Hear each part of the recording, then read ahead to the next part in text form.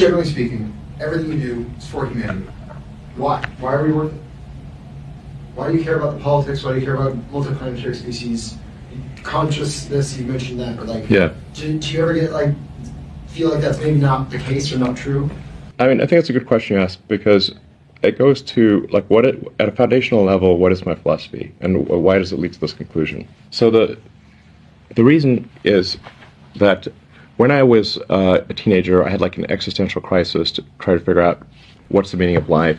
It doesn't seem to be any meaning.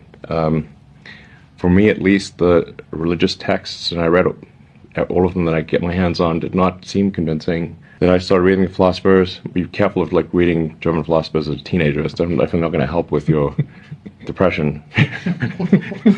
So reading Schopenhauer and Nietzsche, I'm like, now, as an adult, it's much more manageable. But as a kid, you're like, whoa.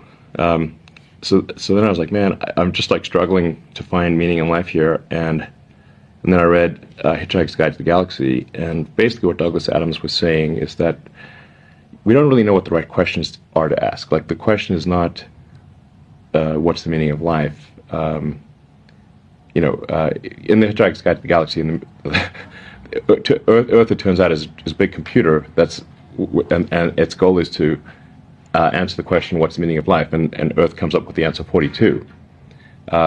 This is where the 42 number comes from. Mm-hmm.